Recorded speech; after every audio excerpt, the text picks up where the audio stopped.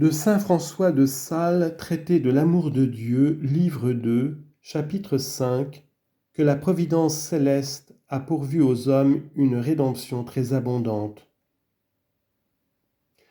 Or, disant Théotime que Dieu avait vu et voulu une chose premièrement, et puis secondement une autre,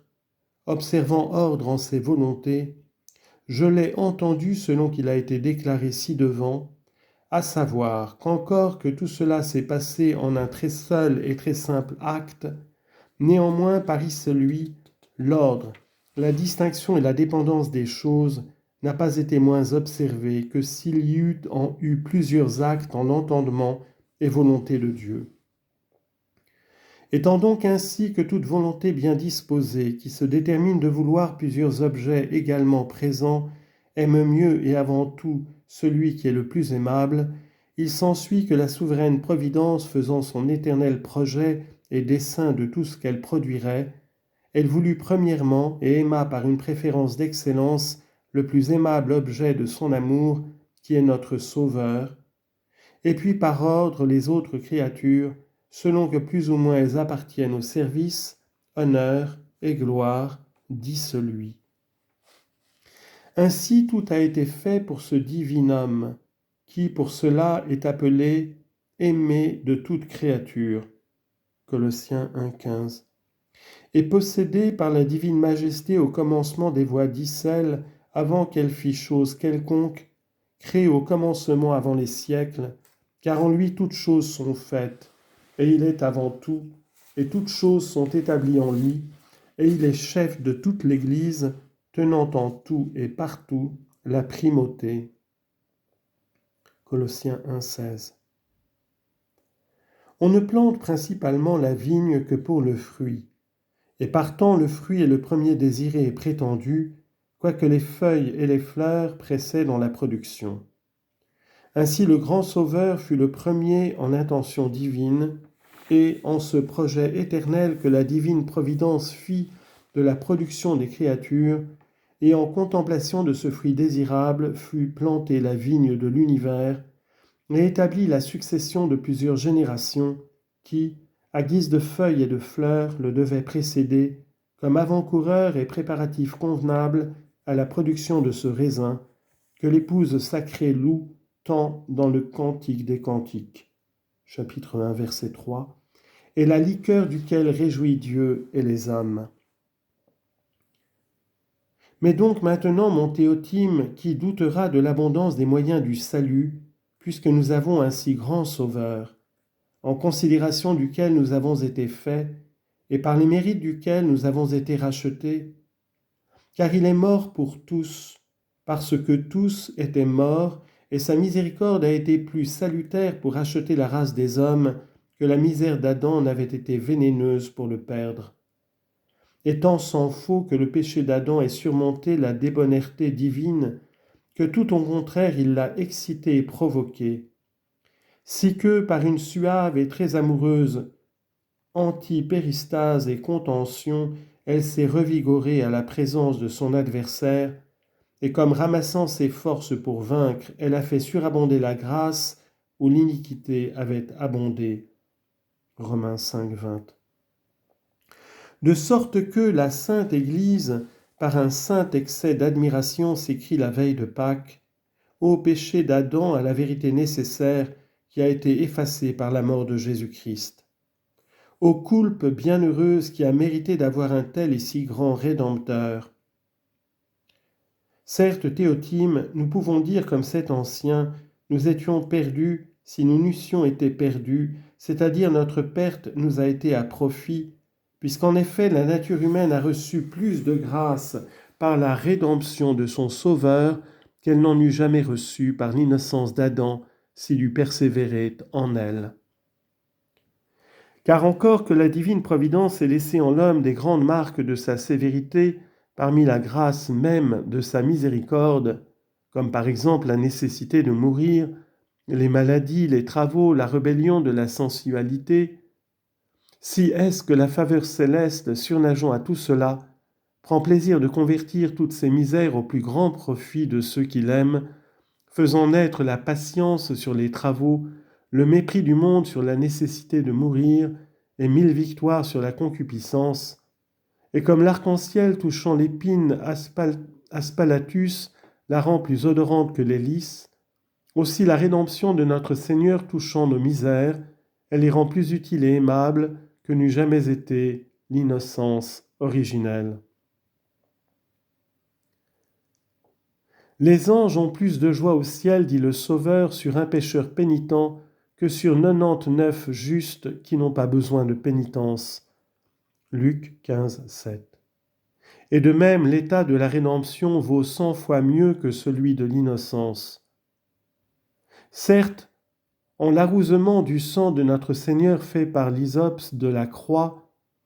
nous avons été remis en une blancheur incomparablement plus excellente que celle de la neige de l'innocence, sortant comme Naaman du fleuve de salut plus pur et net que si jamais nous n'eussions été ladres, afin que la divine majesté, ainsi qu'elle nous a ordonné de faire, ne fût pas vaincue par le mal, mais vainquit le mal par le bien.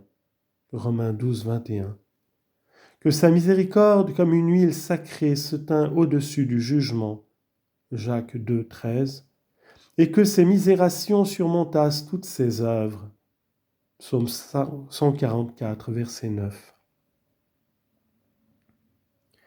Chapitre 6 de quelques faveurs spéciales exercées en la rédemption des hommes par la divine providence. Dieu, certes, montre admirablement la richesse incompréhensible de son pouvoir en cette si grande variété de choses que nous voyons en la nature, mais il fait encore plus magnifiquement paraître les trésors infinis de sa bonté en la différence non pareille des biens que nous reconnaissons en la grâce.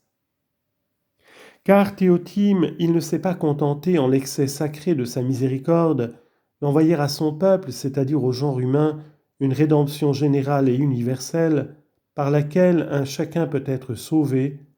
mais il l'a diversifié en tant de manière que, sa libéralité reluisant en toute cette variété réciproquement embellit aussi sa libéralité. Ainsi il destina premièrement pour sa très sainte mère une faveur digne de l'amour d'un fils qui étant tout sage, tout puissant et tout bon, se devait préparer une mère à son gré, et partant, il voulut que sa rédemption lui fût appliquée par manière de remède préservatif, afin que le péché qui s'écoulait de génération en génération ne parvint point à elle, de sorte qu'elle fut rachetée si excellemment qu'encore que, par après, le torrent de l'iniquité originelle vint rouler ses ondes infortunées sur la conception de cette sacrée dame avec autant d'impétuosité comme il eût fait sur celle des autres filles d'Adam, si est-ce qu'étant arrivé là, il ne passa point outre, mais s'arrêta court, comme fit anciennement le Jourdain du temps de Josué. Josué 3,16. Et pour le même respect, car ce fleuve retint son cours en révérence du passage de l'arche de l'Alliance, et le péché originel retira ses eaux, révérant et redoutant la présence du vrai tabernacle de l'Alliance éternelle. De cette manière donc Dieu détourna de sa glorieuse mère toute captivité, lui donnant le bonheur des deux états de la nature humaine, puisqu'elle eut l'innocence que le premier Adam avait perdue, et jouit excellemment de la rédemption que le second lui acquit, ensuite de quoi, comme un jardin d'élite qui devait porter le fruit de vie, elle fut rendue florissante en toutes sortes de perfections, ce fils de l'amour éternel, ayant ainsi paré sa mère de robes d'or récamées en belle variété. Psaume 44, verset 10. Afin qu'elle fût la reine de sa dextre, c'est-à-dire la première de tous les élus qui jouiraient des délices de la dextre divine. Psaume 15, verset 11.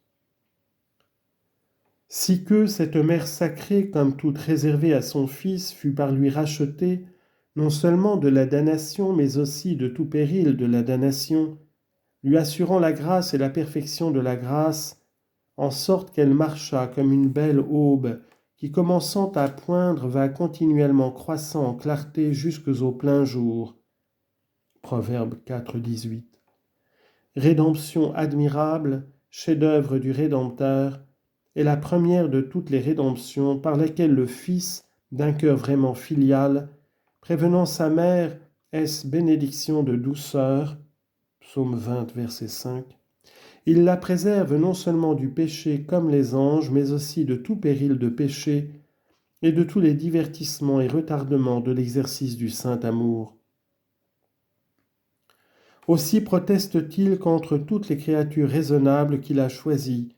Cette mère est son unique colombe, sa toute parfaite, sa toute chère bien-aimée, hors de tout parangon et de toute comparaison. Cantique des Cantiques 6, 8. Dieu disposa aussi d'autres faveurs pour un petit nombre de rares créatures qu'il voulait mettre hors du danger de la damnation. Comme il est certain de saint Jean-Baptiste et très probable de Jérémie et de quelques autres, que la divine providence alla saisir dans le ventre de leur mère, et dès lors les établit en la perpétuité de sa grâce, afin qu'ils demeurassent fermes en son amour, bien que sujets au retardement et péché véniel, qui sont contraires à la perfection de l'amour, et non à l'amour même. Et ces âmes, en comparaison des autres, sont comme des reines toujours couronnées de charité, qui tiennent le rang principal en l'amour du Sauveur après sa mère, laquelle est la reine des reines, reine non seulement couronnée d'amour, mais de la perfection de l'amour, et qui plus est, couronnée de son Fils propre, qui est le souverain objet de l'amour, puisque les enfants sont la couronne de leurs pères et mères. Il y a encore d'autres âmes lesquelles Dieu disposa de laisser pour un temps exposées, non au péril de perdre le salut, mais bien au péril de perdre son amour. Mais il permit qu'elles le perdissent en effet, ne leur assurant point l'amour pour toute leur vie, mais seulement pour la fin d'Icelle et pour certains temps précédents. Tels furent les apôtres David, Madeleine et plusieurs autres, qui pour un temps demeurèrent hors de l'amour de Dieu, mais enfin, étant une bonne fois convertis, furent confirmés en la grâce jusques à la mort, de sorte que dès lors, demeurant voirement sujets à quelque imperfection, ils furent toutefois exempts de tout péché mortel, et par conséquent du péril de perdre le divin amour,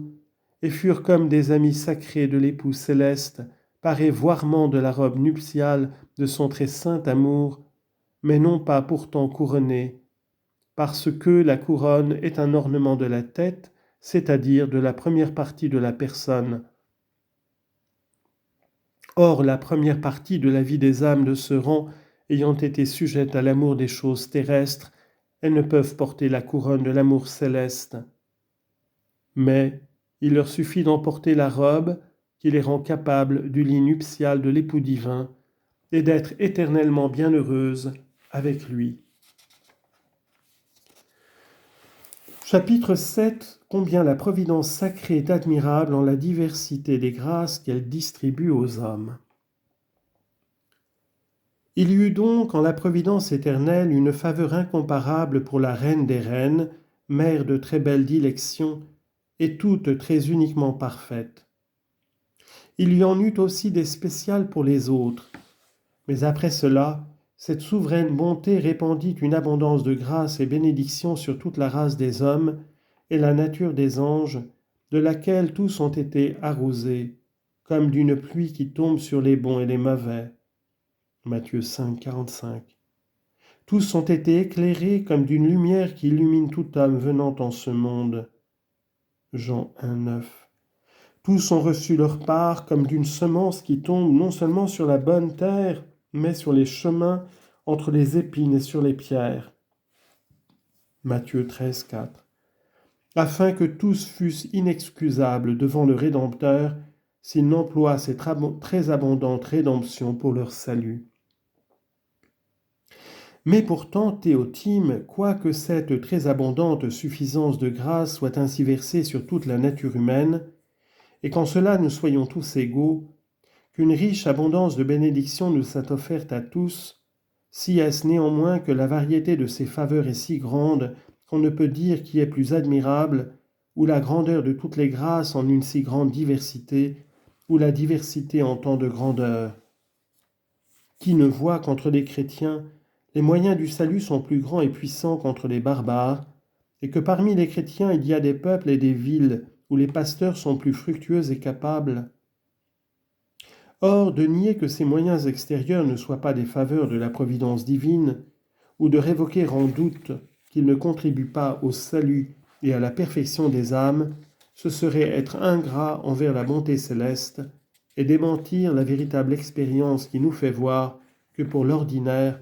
où ces moyens extérieurs abondent, les intérieurs ont plus d'effet et réussissent mieux. Certes, comme nous voyons qu'il ne se trouve jamais deux hommes parfaitement semblables dans les dons naturels, aussi ne s'en trouve-t-il jamais de parfaitement égaux dans les surnaturels. Les anges, comme le grand saint Augustin et saint Thomas assurent, reçurent la grâce selon la variété de leurs conditions naturelles. Or ils sont tous, ou de différentes espèces, ou au moins de diverses conditions, puisqu'ils sont distingués les uns des autres. Donc, autant qu'il y a d'anges, il y a aussi de grâces différentes, et bien que quant aux hommes la grâce ne soit pas donnée selon leurs conditions naturelles, toutefois la divine douceur prenant plaisir, et par manière de dire, s'égayant en la production des grâces, elle les diversifie en infinies façons, afin que de cette variété se fasse le bel émail de sa rédemption et miséricorde, dont l'Église chante en la fête de chaque confesseur-évêque, il ne s'est point trouvé de semblable à lui. Ecclésiaste 44, 20. Et comme au ciel, nul ne sait le nom nouveau sinon celui qui le reçoit, parce que chacun des bienheureux a le sien particulier, selon l'être nouveau de la gloire qu'il acquiert, ainsi en terre chacun reçoit une grâce si particulière que toutes sont diverses. Aussi notre Sauveur compare sa grâce aux perles, lesquelles, comme dit Pline, s'appellent autrement union, parce qu'elles sont tellement uniques, une chacune en ses qualités, qu'il ne s'en trouve jamais deux qui soient parfaitement pareilles,